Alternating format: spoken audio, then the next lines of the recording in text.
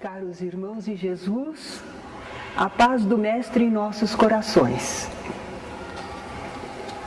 Vamos falar hoje, recapitulando alguma coisa que vocês já conhecem, sobre os espíritas e o casamento.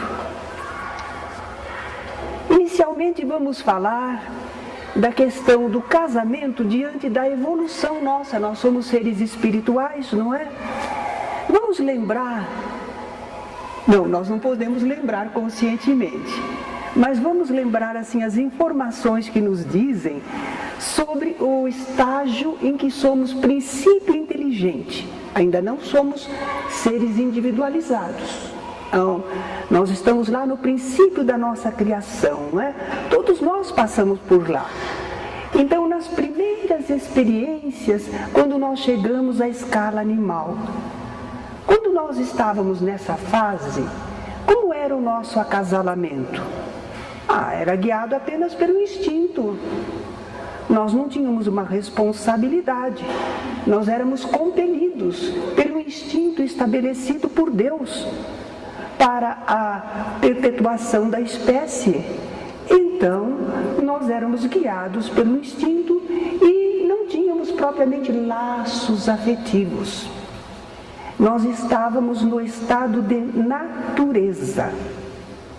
Mas aos poucos, a gente nota isso em certas espécies animais, já vão havendo mudanças consideráveis. O relacionamento sexual dos seres animais já apresentam algum desenvolvimento de afetividade, uma responsabilidade pela prole e às vezes monogamia. É célebre o caso dos cisnes, não é? Eles dizem que só tem um parceiro para toda a vida. Mas quando o espírito atingir a escala humana, quando é que ele atinge a escala humana? Quando ele, diz André Luiz, quando ele fecha o circuito da onda mental, quando aí ele passa a ter a consciência de si mesmo e do mundo ao redor, ele também tem alguma noção do que é extramaterial, aí ele já está na escala humana. As formas podem ser ainda meio brutas, mas por dentro espiritualmente ele já é um ser espiritual individualizado.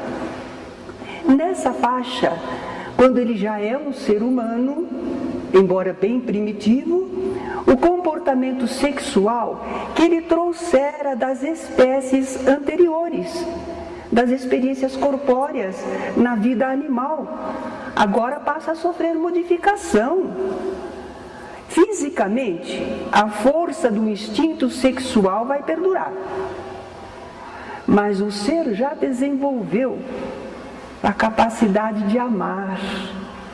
E essa capacidade de amar está acima, está além da necessidade sexual corpórea. Amor é uma coisa, sexo é outra. Embora, naturalmente, quando há o amor e a possibilidade, a união sexual completa a expressão do amor, não é? Então, nós vamos ver agora a união entre homem e mulher, como é diferente dos animais. Surgiram novas condições e também novas possibilidades e exigências. Uma comparação não muito perfeita, mas para nós percebermos. Vamos dizer que haja uma engrenagem em que ela tem 10 anéisinhos, 10 entradas. Ela só vai casar bem com a outra, que também tem 10 entradas. Eis aí quando se dá uma união perfeita, porque é a parte espiritual, não é só a parte física. Essa poderia ser para este, para aquele outro, mas espiritualmente não há um encaixe perfeito, não é? Então há exigências espirituais. Então os seres humanos podem ser pouco evoluídos. Aqueles que são pouco evoluídos, muito próximos da escala animal, eles se unem sexualmente quase que só pelo instinto. Não devia mais ser assim, mas eles ainda se unem mais pelo instinto. Então, para eles não há necessidade ou preocupação de estabilidade do par. É diferente quando a pessoa já apresenta um certo desenvolvimento, uma certa evolução. Para aqueles que já estão bem caracterizados como seres humanos, as uniões fortuitas, ocasionais, irresponsáveis não servem mais. Por que não servem mais? Porque nós agora estamos na fase do casamento monogâmico. Quer dizer, com um só par, união permanente de um homem e uma mulher. Isto não quer dizer para a vida espiritual eterna, não. Mas para a nossa união, através aqui da Terra, da nossa união sexual, não é? Nós já precisamos do casamento monogâmico, porque nós queremos alcançar realizações maiores. Não é só união sexual. O casamento para nós? Não. Nós temos realizações maiores para os dois cônjuges, um com o outro, mas também para com os filhos e também para com a sociedade. Então isso vai requerer do casal que a sua união e colaboração mútua sejam mais profundas e duradouras. É uma questão de evolução. Nós temos uma programação para a vida. Para a criancinha que vai no jardim da infância, você dá coisinhas simplesinhas, dá alguns objetos para aprender a contar. Mas para aqueles que já estão num curso superior, você dá tarefas bem mais difíceis. Aparentemente é escola para um e escola para outro, mas o grau de conhecimento e de realização é outro. Então o casamento não é igual para todos, não é? Então quando o ser tem um certo desenvolvimento, isso nós não queremos dizer angélicos, não. Nós dizemos a média da humanidade terrena. Para nós, a média da humanidade terrena de evolução, um casamento para nós requer mais tempo juntos para podermos realizar os objetivos do casamento. Então nós estamos vendo o casamento sob a ótica da doutrina espírita. Como é que é o casamento? À luz do espiritismo. É um progresso na marcha da humanidade. Porque representa um estado superior ao de natureza. Já não é como os animais. É uma união não apenas física, mas é de iniludível caráter e implicações espirituais. Então, o casamento para nós tem um aspecto espiritual, tem implicações espirituais. Como, por exemplo, atende à afinidade. Casamento para nós atende à afinidade. É aquela afinidade que une os semelhantes. As tendências semelhantes, as aptidões semelhantes. É isso que nos une, que nos atrai, não é? Mas sabe como é? Nós somos espíritos em aperfeiçoamento. Às vezes nós temos problemas de expiações, porque senão a gente diz isso do casamento e o pessoal fica esperando a alma gêmea. E às vezes não encontra. Como dizia o Milton Boechat, encontra um casamento de algemas. Porque a expiação, às vezes, estabelecemos laços lá no passado e nós temos que enfrentar resgate ou correção de erros cometidos. Mesmo assim, é uma tarefa importante para nós, para a nossa evolução. Não é uma encarnação perdida ou infeliz. Nós temos uma luta, temos um trabalho, não temos a satisfação plena, mas temos uma realização. Nós estamos expiando uma situação anterior, não só expiando para sofrer. Nós estamos enfrentando de novo alguma situação para corrigir, temos a oportunidade de corrigir. Deus não nos condenou, mas nos colocou ali, olha meu filho, a situação que está, olha minha filha, recomponha isso.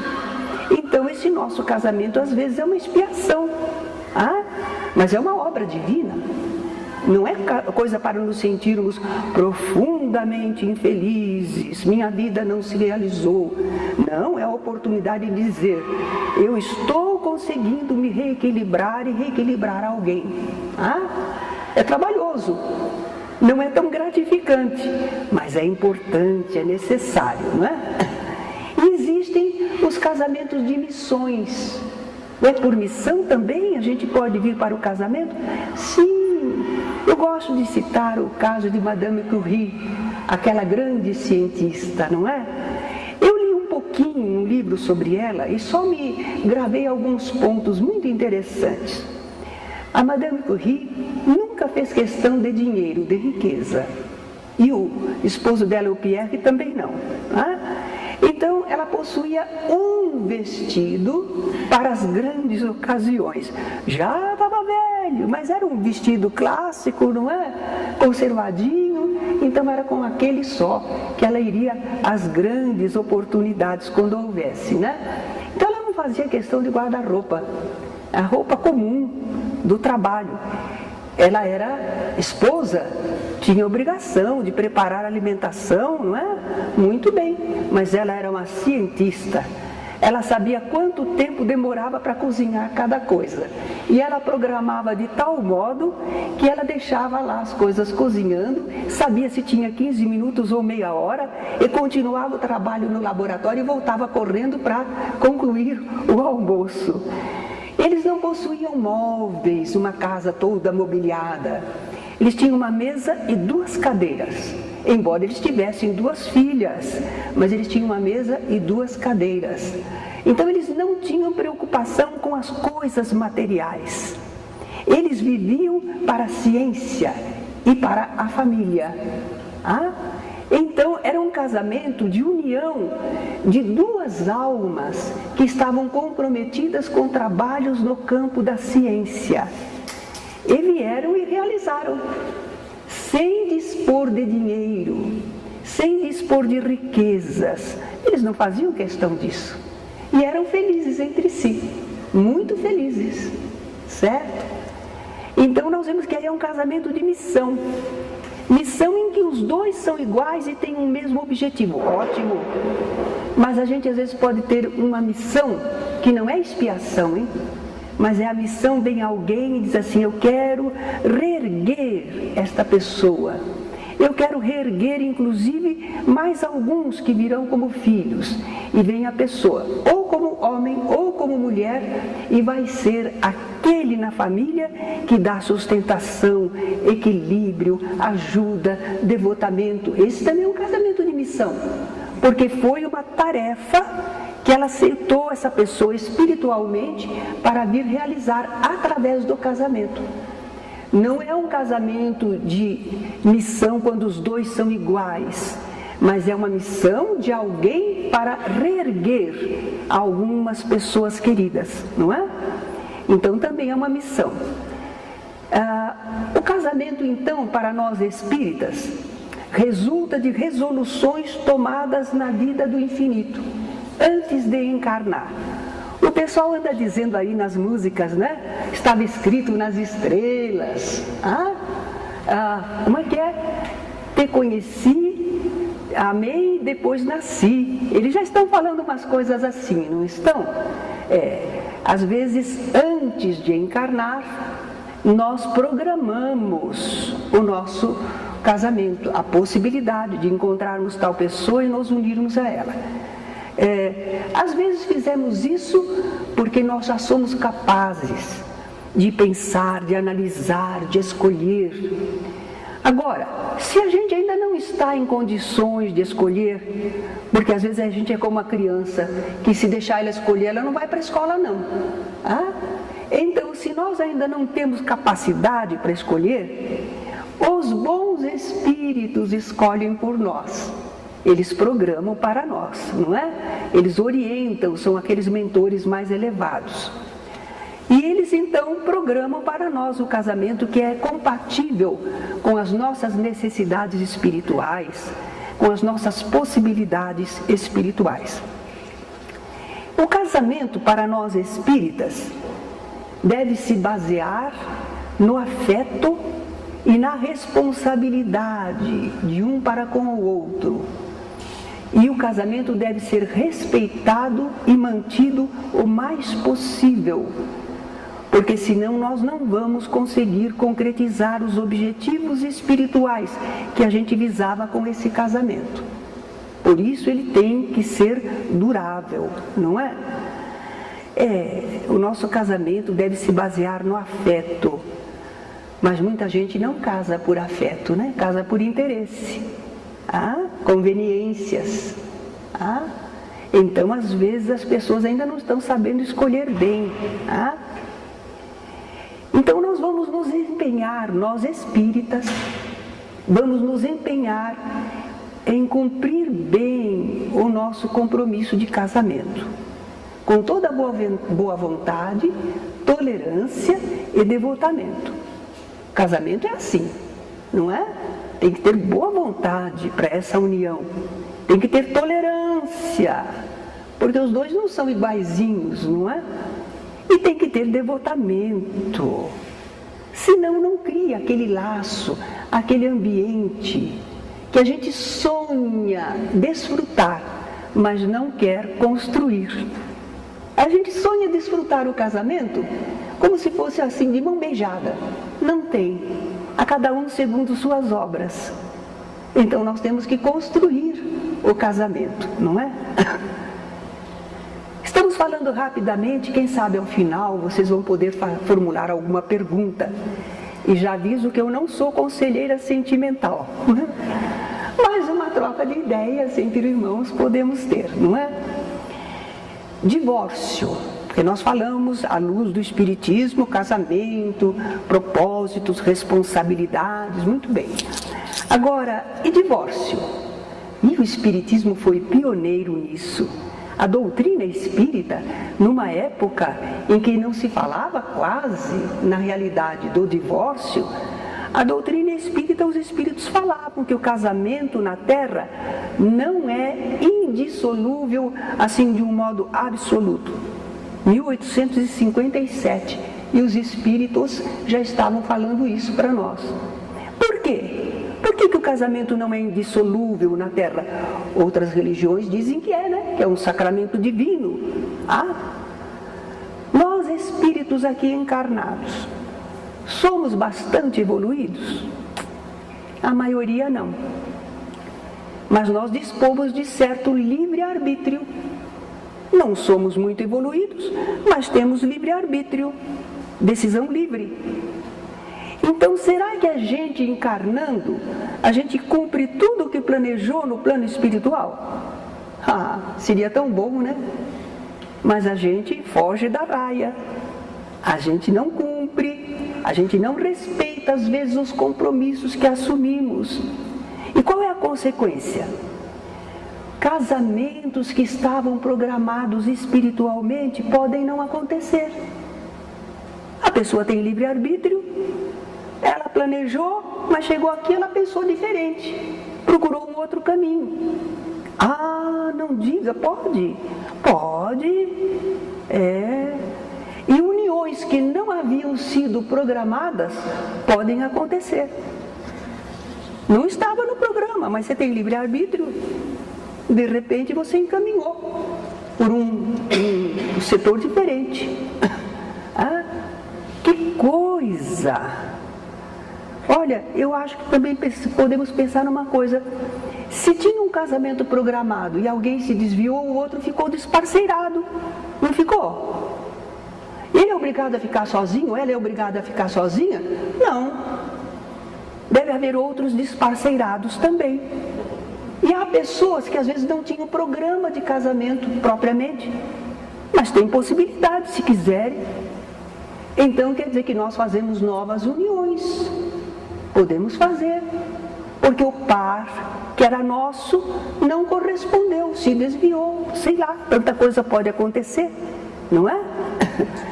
Agora, aqueles que se casaram, lá estão as pessoas casadas.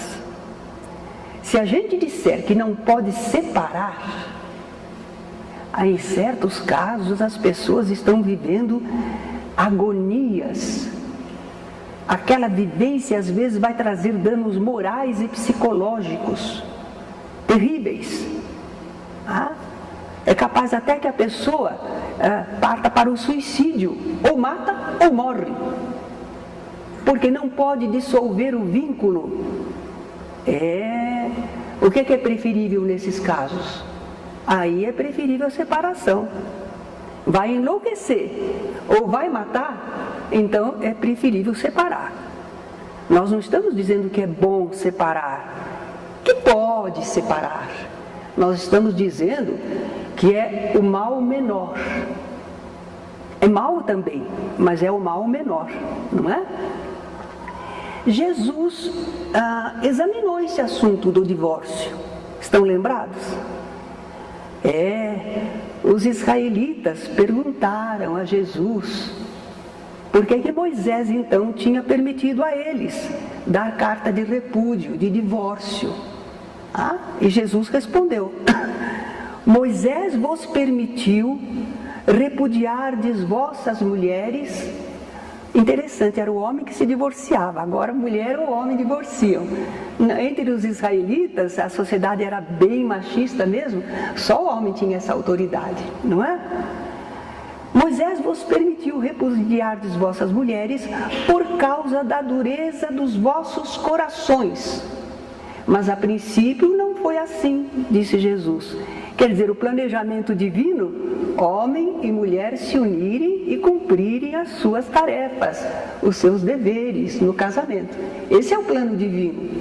Mas a dureza dos corações humanos, pouco evoluídos, caprichosos, arbitrários, esses então instituíram o divórcio. Foi por isso que Moisés colocou lá para os israelitas que o homem podia repudiar sua mulher, não é? E hoje em dia, não é ainda pela dureza dos corações, masculinos ou femininos, que os casamentos se desfazem e acontece o divórcio? É pela dureza dos corações. Eu tive como vizinhos um casal de jovens, mas eu não sei o que aconteceu na vida deles. Eu tenho a impressão que eles estavam muito ocupados, cada um com a sua carreira, e não deram origem a filhos. E depois eles estavam passando do 7º ano, que dizem que é crise, né, no casal, o 7º ano, entrando no 8º ano, eles se separaram. Não tinha briga, não tinha outra pessoa, mas eles não queriam viver juntos mais, eles se separaram. Eu acho que é porque eles não cumpriram os objetivos do casamento. Eles não abriram a vida para aqueles seres que deviam vir e enriquecer a vida familiar, dando trabalho, mas enriquecendo de sentimentos, de ideais, né, para a realização. Então, que pena! Um casal jovem, educados, equilibrados, mas vazios. Não encontravam mais nada um no outro. Muito triste aquela separação, não é? Não seria a programação espiritual para eles, mas a criatura tem livre-arbítrio. Quando nós temos problemas graves assim no casamento, antes de concretizar uma separação, vamos recorrer a todos os recursos possíveis de compreensão, de harmonização. Por exemplo, diálogo entre os cônjuges. Eu assisti um filme outro dia em que o homem dizia assim, explicando para o filho o que tinha acontecido entre ele e a mãe. Sabe o que foi, meu filho? Nós às vezes tínhamos coisas para dizer um ao outro, mas a gente não disse. A gente não disse, e aquilo foi crescendo e ficou muita coisa não dita entre nós. Faltou o diálogo, não é? Olha a separação como às vezes ocorre. Tem que haver esse diálogo. Então, o diálogo entre os cônjuges, para ver o que está acontecendo, por quê. É preciso preparo para dialogar, senão daqui a pouco é só briga, né? É só discussão. Aconselhamento de psicólogos. É interessante Os psicólogos, eles estudam o psiquismo humano. Eles sabem as nossas colocações, nossas necessidades, por que a gente não consegue enfrentar tal coisa, como deveria agir. Eles podem nos ajudar. Aqueles psicólogos que são experientes em assuntos de casais, não é? A meditação, a oração também. Se nós estamos com problemas no casamento, vamos acalmar, meditar, buscar inspiração superior, até reuniões de assistência espiritual. Porque quando a gente faz uma reunião de assistência espiritual para um casal que está tendo dificuldades, muitas vezes a gente vai encontrar, não é sempre, mas muitas vezes a gente vai encontrar o quê? Espíritos adversários. Não só adversários do casal, mas às vezes há um espírito ligado a um dos cônjuges, porque a gente já teve outras encarnações, a gente teve outras ligações afetivas e nós já tivemos constatação de que às vezes ou alguém ligado à mulher ou alguém ligado ao homem de outra encarnação diz assim: não, nem devia ter casado, é meu parceiro ou é minha parceira, é comigo que deve ficar. O espírito incompreensivo não tem respeito pela nova oportunidade da criatura, não compreende, é egoísta, está aferrado no seu domínio sobre a pessoa. E isso interfere às vezes na vida do casal, traz incompreensões, trazem reações inconvenientes. Então é preciso também buscar assistência espiritual. Não vamos pôr a culpa de tudo nos espíritos, não é? Claro que não. Nós temos que verificar o nosso modo de ser, o nosso palavreado, cuidado com o que você fala, não é? Às vezes depois que você fala é difícil desmanchar aquela impressão que ficou, não é? Mas muitas vezes pode ser por influência espiritual, sim. Atendemos a um caso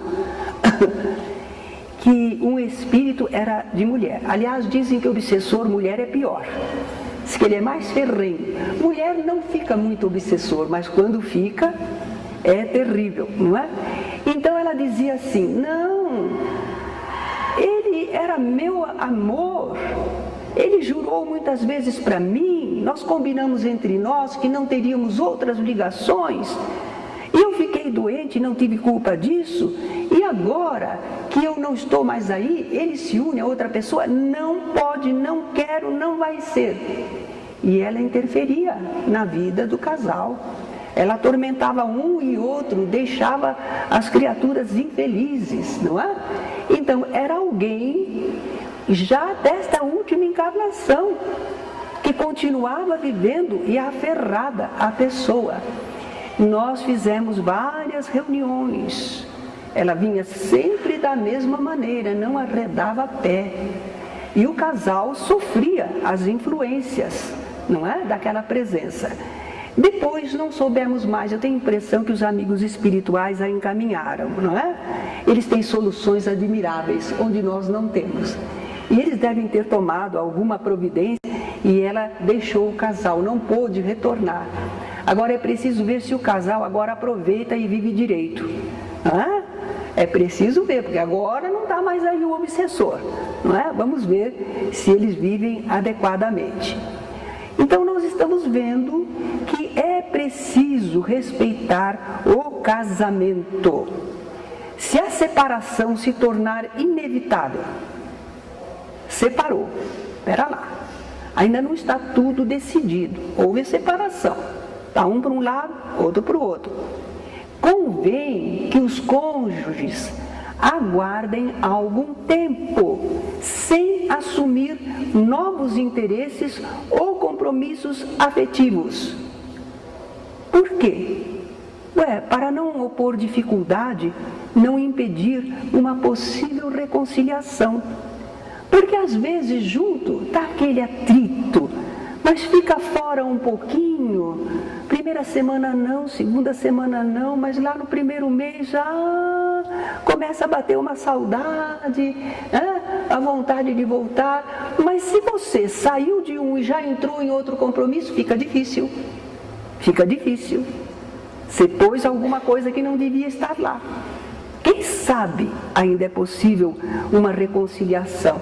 Temos visto muito isso. Por que a pessoa que sai de uma união assim, logo assume outro compromisso? Não pode ficar sozinho? Ou é para mostrar para o outro que consegue arranjar alguém? Não é? Orgulho, vaidade. Então é isso que às vezes complica. Calma. Está separado, tudo bem, está separado, vamos ver como é que fica. Dá um tempo sem novos compromissos, não é? Mas as pessoas às vezes não fazem isso e perdem a oportunidade de uma reconciliação. Quando o divórcio acontecer mesmo, o objetivo espiritual que havia para aquele casamento acabou? Não acabou. Quantas tarefas a gente deixa inacabadas no mundo e a gente volta para completar e para fazer, não é? Então não acabou. E o que vai acontecer? Ficou adiado. Terá de ser retomado em outra oportunidade, talvez em outra encarnação. Aí daí, tudo bem, a gente volta, mas a situação poderá estar mais grave. Agora era mais fácil, estava tudo oportuno. Mas agora, conforme a sua atitude, o que fez, o que deixou para trás, às vezes a pessoa ficou magoada, desconfiada. Ela não consegue mais confiar. E aí você tem um cônjuge, o esposo ou esposa, desconfiado. Você diz, mas não pode desconfiar de mim, não pode? Olha lá a lembrança do passado. Certo? Então, às vezes, você encontra de novo, vai completar o casamento, o objetivo, tudo bem, mas o outro está ressentido e desconfiado, e gerou isso. Então, às vezes, a gente perdeu a condição mais propícia para realizar aquele objetivo espiritual. Às vezes, valia mais aguentar alguma coisa. Claro que há certos casamentos que a pessoa fica numa situação terrível. O outro não respeita, o outro não ajuda. Não há um verdadeiro casamento. Tudo bem, a gente compreende. São os problemas humanos. Mas probleminhas, é melhor ter paciência e aguentar. Porque enquanto isso, apesar das dificuldades, a gente está realizando o objetivo espiritual do casamento. Seja em relação à família, aos filhos, a acompanhamento da vida deles. Mas principalmente, o que nós vamos dizer agora. Aqueles cônjuges que souberem respeitar seu compromisso, eles só terão a ganhar espiritualmente. Por quê? Tolerando-se e ajudando-se mutuamente, eles triunfaram das provas ou expiações que os trouxe a esta encarnação. E também eles cumpriram os seus deveres junto aos seus filhos. Ótimo! Ainda mais, entre o homem e a mulher terão se desenvolvido ou se tornaram mais sólidos laços de confiança e estima. Esses laços são invisíveis, mas são duradouros. E essas duas pessoas sempre se sentirão unidas de um modo amigo e feliz, aqui ou na vida do espírito. É aquela coisa, encontra, tem aquela correspondência. Não precisa ser de novo marido e mulher, porque a vida nos traz para situações as mais variadas. Mas a gente tem confiança e estima. Como é que se fez essa confiança e estima? Foi o devotamento de uma vida. Agora a gente conhece aquela pessoa e sabe que essa pessoa é fiel, cumpridora dos seus deveres, que é uma pessoa em quem se pode confiar. Então essa estima e confiança é construção espiritual, que às vezes era o objetivo nesse casamento. Além dos filhos, além de ir para a sociedade, Entre os dois, era para chegar a esse estado de confiança e de estima. O amor, amor espiritual, certo? Era para chegar aí. Agora, se a pessoa saiu antes da hora, não conseguiu, não formou. É por isso que volta para formar. No lugar das dificuldades, tem que estabelecer essa ligação simples, fácil. Às vezes esse era o objetivo do casamento. Agora, aquele que cumpre fielmente o seu papel espiritual e material no casamento. Mas o seu cônjuge não cumpriu, não. E como é que fica essa pessoa? No plano espiritual ela está liberada, porque ela cumpriu a parte dela. Se ela cumpriu a parte dela, está liberada diante da vida espiritual, porque ela cumpriu a sua parte no casamento. O outro é que não cumpriu. Então, espiritualmente, ela está livre. Pera lá, está livre. Mas agora aqui a gente vai encontrar uma coisa tão linda, né? Às vezes a pessoa está liberada, não precisaria voltar àquele casamento, mas a pessoa cresceu espiritualmente, desenvolveu o sentimento, a compreensão. É uma pessoa muito mais entendida espiritualmente agora. Ela olha lá para trás e vê aquele cônjuge que para ela agora é um irmão. Mas ele está desorientado, perturbado, atrapalhado. E ela diz, mas eu aqui estou bem, estou feliz, não tenho nada com isso. Não. Ela sente amor. Ela desenvolveu o sentimento. Não, ela não espera aquela reciprocidade, ela não tem mais essa ilusão. Mas ela tem o desejo de ajudar. Ela não quer ver a pessoa assim. E às vezes ela volta para um casamento no qual ela é mais evoluída, ele menos, ou vice-versa. Às vezes é o marido que é mais evoluído, a mulher não tanto. Mas é um casamento em que está havendo a tentativa de ajuda ao outro. Para o mundo aqui a gente diz, que casamento desparelhado. Se fosse eu, não aguentava. Mas se aquela pessoa tem um propósito espiritual que nós não conhecemos, é por isso que ela suporta, é por isso que ela ajuda, é por isso que ela compreende, não é? Então, se não ficaria muito egoísta, já imaginaram? Eu vou cumprir bem o meu dever conjugal, vou viver direitinho, porque depois nunca mais quero te ver. Já nesse sentimento, nunca mais quero te ver, é o egoísmo, já está fora da lei divina. Aí às vezes a lei divina diz assim, olha, volta lá, porque esse nunca mais quero te ver, você precisa eliminar da sua vida, não é?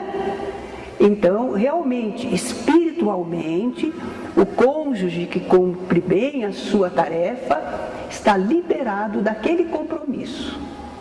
Mas espiritualmente, às vezes, ele conserva o desejo de ajudar. Às vezes vem como mãe, vem como irmão, certo? Não precisa às vezes vir como marido e mulher, mas vem para ajudar, para recompor o outro, não é? Agora que nós falamos do casamento à vista do espiritismo, como é que a gente entende? Vamos agora pensar na forma social ou religiosa do casamento espírita, não é? Porque agora é que nós vamos ver. Muitos jovens espíritas dizem, fiquei noivo. E agora, como é que a gente faz? Como é que espírita se casa? Vamos lá ver? Vamos dizer que os dois noivos são ambos espíritas. Fácil. Muito fácil. A gente vai respeitar as leis do mundo. Dai a César o que é de César. Então vai ter o casamento civil, claro, precisa, são as leis terrenas para estabelecer direitos e deveres, não é? Mas não precisa cerimônia religiosa. Nós temos sacerdote para realizar cerimônia religiosa, nós temos rituais, não temos, então não vai ter. O Espiritismo procura nos libertar das exterioridades, mas ligar-nos diretamente à vida espiritual. Então o Espiritismo não tem sacramentos, dogmas, rituais, sacerdócio, não tem. Um centro ou uma sociedade espírita não deve realizar casamentos em sua sede, na casa dos noivos, em outro local qualquer. Não, não tem. Não tem casamento espírita, um sacramento, uma solenidade espírita, não tem. E então quer dizer que o casamento do espírita não tem nada de espiritualidade? Tem. Tem. Para ter espiritualidade não precisa ritual, não é? Então nós vamos ver, vocês têm aí no livro um exemplo, o casamento de Mário e Antonina, do livro Entre o Céu e a Terra. Nossa! Por exemplo, esse enfermeiro, ele era solteiro. E a mulher é viúva e tem filhos. Esse enfermeiro ora e quer servir a humanidade. E um dia falam para ele espiritualmente: espera, você não observou a fulana? Ela tem aqueles filhinhos para criar sozinha. Você não quer uma tarefa, um serviço ao próximo? Olha, o casamento não estava programado, mas era possível. Então, pensa na fulana. No dia seguinte, quando ele acordou, ele não lembrava do sonho, da vivência que ele teve enquanto o corpo dormia. Mas, quando ele encontrou a companheira lá no movimento espírita, tocou uma campainha dentro dele. Ele prestou atenção nela, não é? E aí começou um interesse, um namoro. E eles então foram se casar. Ele ia ser pai dos filhinhos dela, ia ter uma família, uma bela tarefa, não é? Então, no caso, a gente vê como é que eles se casaram. Está no livro Entre o Céu e a Terra. Houve cerimônia civil. Não houve cerimônia religiosa. Mas houve comemoração espiritual. Só que não foi em nenhum centro espírita, foi no lar mesmo. Alguém proferiu uma prece, mas era alguém da família dos noivos. Não precisou chamar nenhum representante de centro, do movimento espírita, nenhum orador famoso. Não, era uma coisa íntima, em família. Mas algumas irmãs de caridade que já estavam no plano espiritual e que eram aquelas que trabalhavam com o enfermeiro, estavam lá presentes espiritualmente. Em espírito, a casinha estava cheia. Tinha os espíritos amigos da noiva e do noivo, todos vibrando, comungando espiritualmente, rogando a Deus pelo casal. Havia grande espiritualidade. Não havia materialmente nenhuma organização especial, não é? Então nós vemos, se os dois são espíritas, já sabem como se casar. Mas e se um só dos noivos é espírita? E nesse caso, eu ressalto que é uma opinião pessoal. Porque o Espiritismo não vai explicar cada caso. Nós é que procuramos aplicar o conhecimento espírita na vida. Então vejamos. O espírita na sociedade é maioria ou minoria? Minoria. Qual a probabilidade de um espírita casar com um espírita? É menor. Provavelmente ele vai encontrar o seu parceiro ou parceira entre os não espíritas. E aí? Como é que faz? Ou aquele que é espírita tem o direito de não ficar preso a fórmulas religiosas, porque essas fórmulas nada mais lhe significam. Mas e o parceiro? A parceira? Será que já está livre? Às vezes não. Para aquela pessoa é muito importante. É muito importante. O espírita pode tentar ajudar na renovação das ideias religiosas. Não só o seu parceiro ou parceira, mas a sociedade.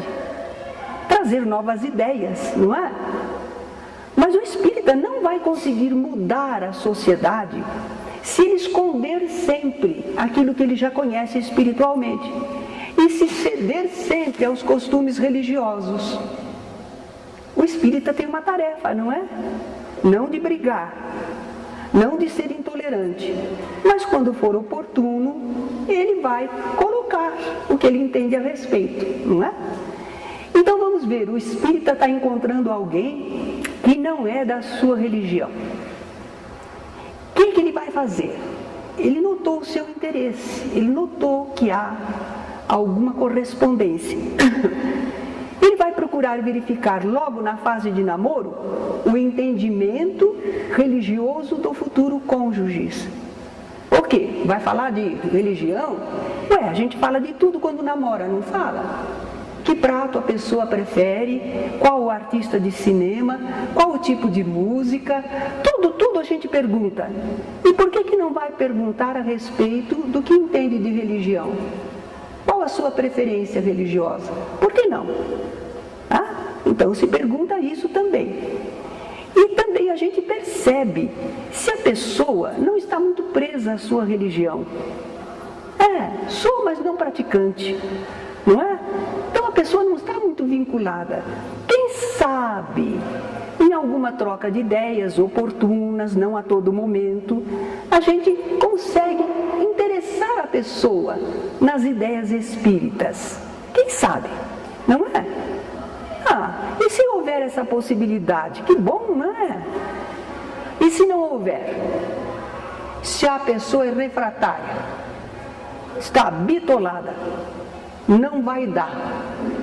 Aí o espírita vai pensar bem se os fatores de união persistem ou se é preferível não levar adiante o namoro. Porque não é assim que acontece? Começa a fazer perguntinha, às vezes por coisas nossas, a gente já não quer mais. Não vai dar, não encaixa, não é? Então às vezes a gente vai ver e diz assim, não vai dar. Mas às vezes a gente diz, olha, essa pessoa não entende como eu entendo, mas o afeto que há entre nós é uma ligação muito forte, não é? Então ele diz, mesmo assim o namoro vai continuar. Vai continuar porque eu sinto que há uma ligação profunda, apesar da divergência religiosa, não é? Às vezes está ali uma programação de vida espiritual. Muito bem, então agora tem que pensar na forma de realizar esse casamento, em que o espírita está se unindo a alguém que não é espírita, está preso a outras fórmulas religiosas. Se o parceiro não tiver fervor na sua religião, eu acho que o espírita tem o direito de dizer, espera lá, para você isso não significa nada. É só satisfação para a sociedade, mas para mim significa. Eu acho que o espírita pode puxar um pouquinho. Mas se a outra parte tem fervor religioso e diz, não, eu não posso me unir a alguém se não tiver a bênção de Deus, eu vou estar em pecado. Se a pessoa sente assim, a gente precisa respeitar. Para nós não significa isso. Mas para a pessoa significa, ela pode ficar com um trauma moral, sem a cerimônia do seu credo, não é? O espírito é mais compreensivo, está livre dessas injunções. Então vamos dizer que ele aceite a forma externa de casamento da religião do cônjuge. Mas mesmo assim, o espírita tem direito a algumas coisas. Por exemplo, às vezes, para fazer o casamento na religião do outro, o espírita tem que se batizar, confessar, comungar. Opa! Aí são sacramentos individuais. O parceiro não pode ir sozinho lá para casar, tem que ir com a gente. Tudo bem. Mas sacramentos individuais, não, o espírita também não deve ser obrigado. E como é que faz então? Ora, o cônjuge, o parceiro ou parceira vai conseguir na igreja dele dispensa desses sacramentos para o espírita. Ajuda um pouquinho, não é?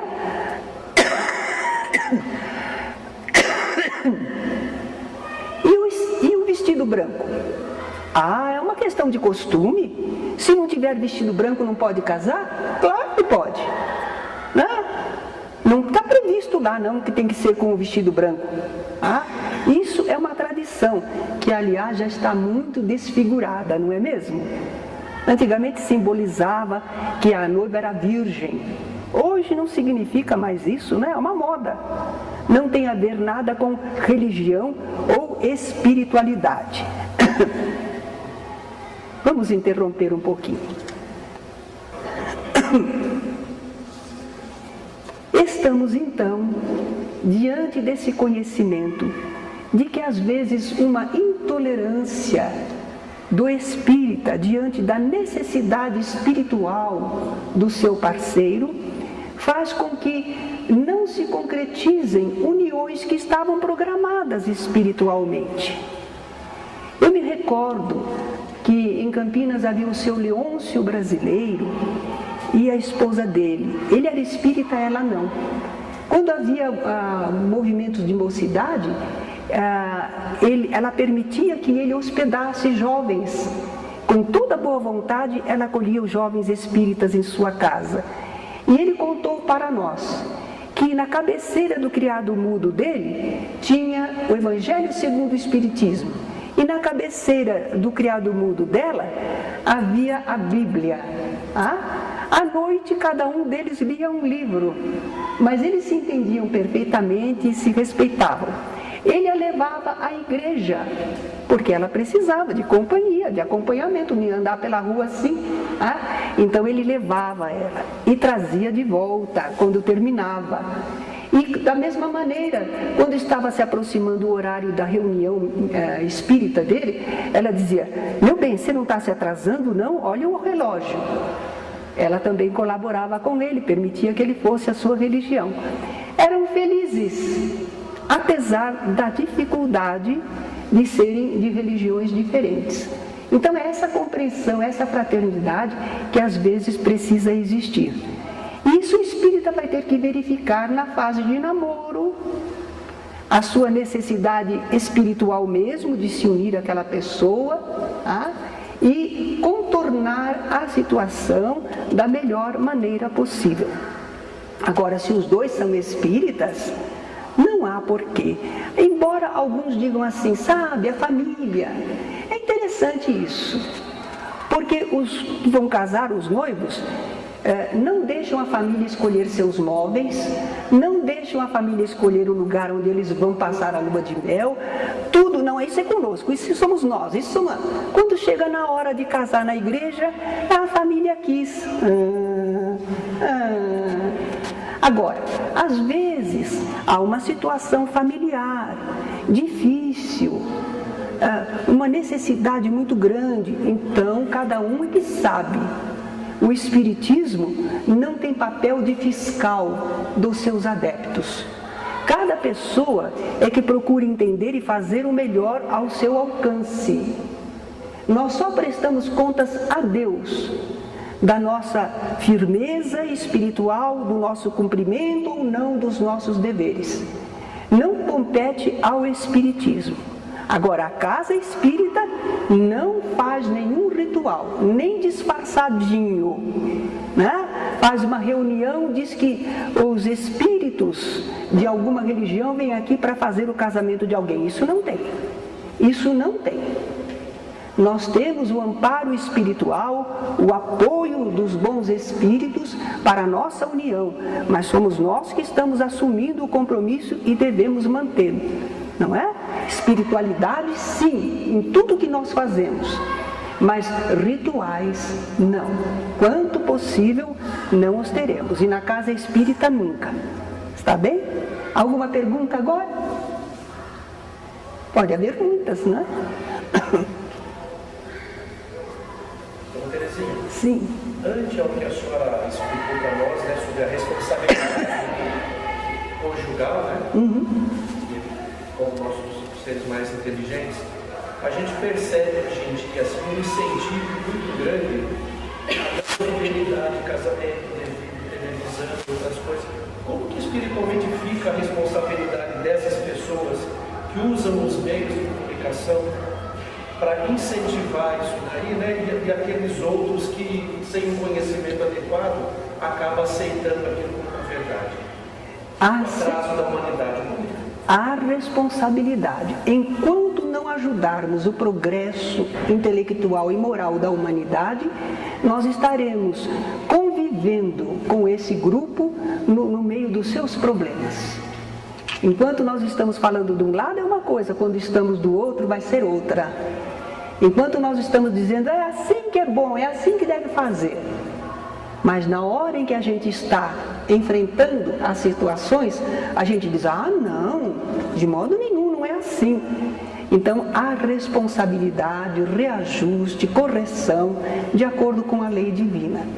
Uma das coisas que eu vejo no cinema norte-americano é eles não falarem com firmeza da ideia de Deus.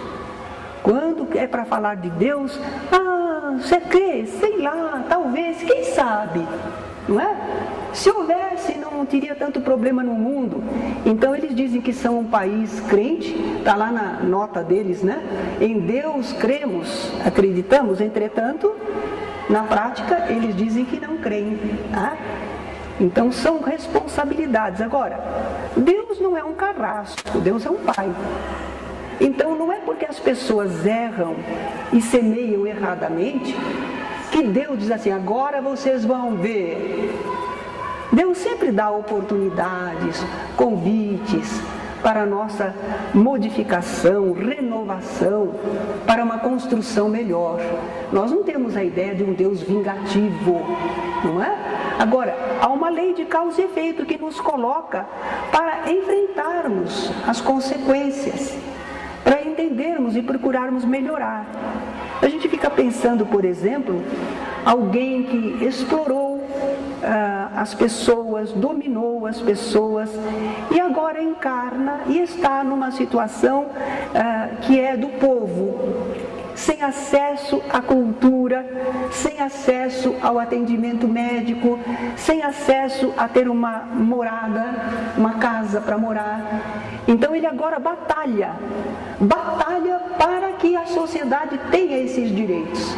Então ele está corrigindo aquilo que ele fez de errado anteriormente, não é? Então Deus nos coloca para corrigirmos as situações, mas não é para se vingar daquilo que nós fizemos de errado.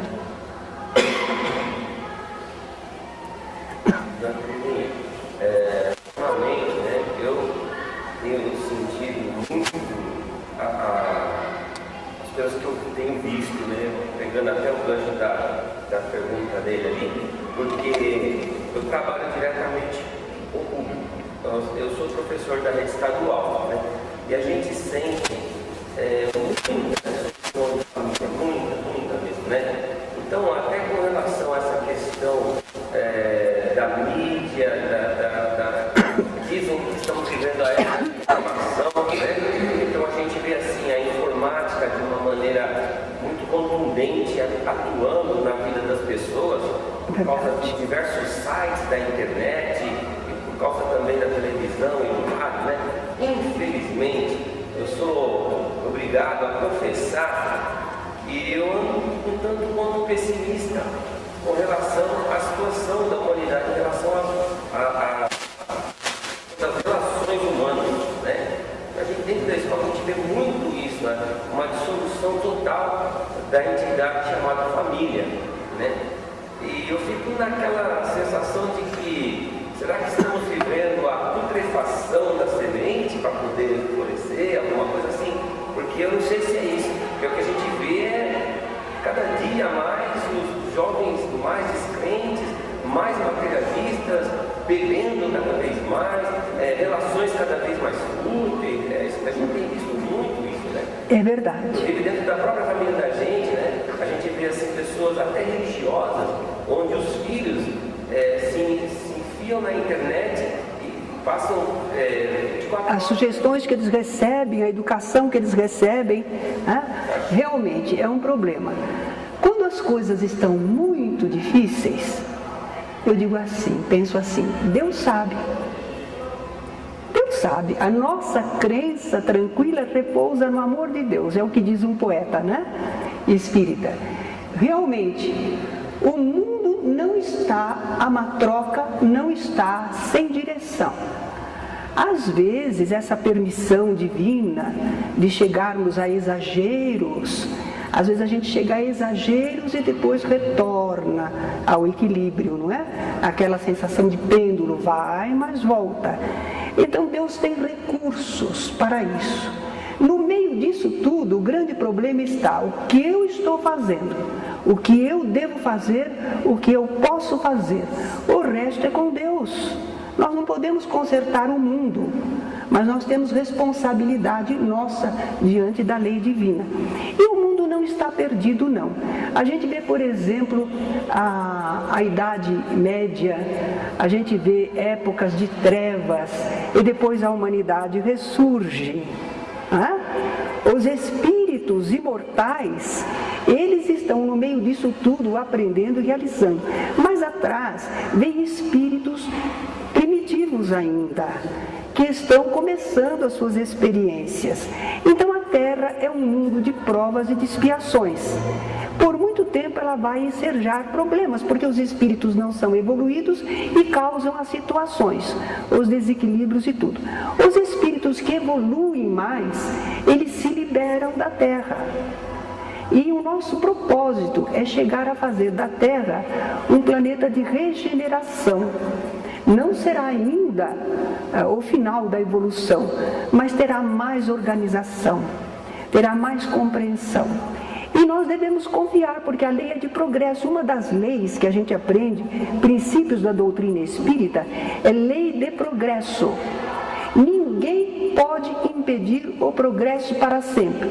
Allan Kardec usa aquela imagem de uma fonte que está jorrando água, e a água vem vindo e encontra obstáculos, torrões de terra, mas ela vai abrindo o seu caminho. E não adianta impedir, porque de lá sempre vem mais água. Ninguém impede o caminho de uma fonte, ela vai abrindo o caminho. A lei de progresso é assim. Nós temos resistências, temos desvios, mas a lei de progresso vai se fazer. Os seres vão progredir intelectual e moralmente. Agora, este é programa, às vezes, para muito tempo. Nós estamos entrando no 3º milênio. O pessoal pensava assim, quando chegar o 3º milênio, o mundo estará diferente. Mas tem 1000 anos o 3º milênio. Temos tempo aí para realizações, não é? Agora, às vezes também dizem que nesta época haveria a liberação de muitos espíritos que estavam retidos no plano espiritual e eles iam ter uma última oportunidade para ver se acompanham ou não o progresso intelecto-moral da Terra. Então, muita coisa que a gente nota de descalabros talvez seja influência dessas presenças encarnadas ou não que estão influindo sobre as mentalidades.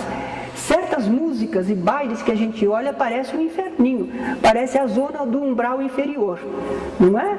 A gente diz assim, mas como é possível, não é? Então, dá a impressão que o mundo está se perdendo e que não há solução. Há uma programação divina. Então vamos continuar a nossa tarefa. A doutrina espírita está no mundo, na época certa, e muitos estarão se organizando melhor. Dizem também que bons espíritos, espíritos elevados, estão reencarnando nesta fase. Estão reencarnando para ajudar na organização da vida da humanidade. Então tenhamos calma, confiança e cuidemos de nós e dos nossos na medida do possível. E na seara espírita é uma oportunidade linda, porque nós conseguimos falar destas ideias, ideias de amor, ideias de verdade, ideias de trabalho, ideias de tolerância. A gente fala sobre isso no movimento espírita, as obras espíritas, as verdadeiras leituras espíritas. Procurem ler O Problema do Ser, do Destino e da Dor, que é de Leon Denis, livro admirável, que justamente examina esses problemas, não é? A dor, o destino. O que é isso? isso de destino, destino marcado, como é que ele está sendo feito, não é? Então, quando nós lemos obras como esta, ou de Gabriel Delany, A Evolução Anímica, esses livros é que devem ser lidos para nós ficarmos com esse conhecimento. Do Leon Denis tem também No Invisível, é extraordinário, para toda a parte mediúnica, lindíssimo. E não os livrinhos, que não há nada contra eles, mas às vezes não constroem para nós um conhecimento que enfrente a realidade da vida.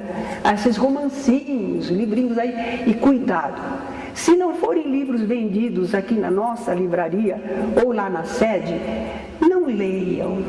Porque ainda ontem estava uma senhora me falando com todo entusiasmo de uma obra e não tem endosso espírita, está no movimento espírita, mas não tem endosso do movimento verdadeiramente, não é? E a pessoa publica, é livre, diz que é mediúnico, então cuidado com o que leem, porque senão a gente forma ideias erradas, já basta a confusão que existe. Vamos tomar cuidado com a leitura, conversem com a Maristela. O que você acha do livro tal? Olha, não sei o que, não é? E não é para dizer, não é um index prohibitorum, não é proibição dos livros, mas vocês estão começando a construir conhecimento espírita. Se vocês não conhecerem doutrina espírita mesmo, como é que vocês vão comparar se isto é doutrina espírita ou não? Como é que vocês vão saber? O ourives tem que aprender a reconhecer o ouro, senão ele pensa que latão é ouro. Se vocês não conhecerem doutrina espírita básica, vocês vão pensar que aqueles que falam de espírito, ou que o espírito fez isso, ou que foi em tal lugar, porque no mundo espiritual é assim, vocês vão aceitar. Mas está falando de espírito, mas é livro mediúnico. Mas espírito é gente, e nem todo espírito é esclarecido, e nem todo espírito é leal. E também os médiuns são seres humanos, podem estar a serviço do bem ou não. Então cuidado com o que leem para aceitar, não é como doutrina espírita. Tudo bem? Agradeço a todos.